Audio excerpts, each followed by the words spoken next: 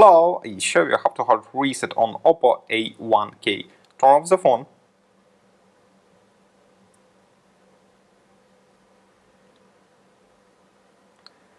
Next, press and hold the power button and volume down key for a few seconds.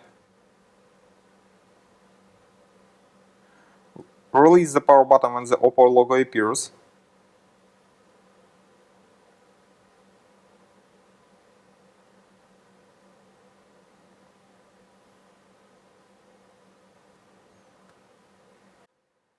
Now choose English language.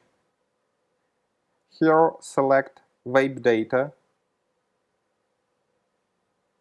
Enter the code.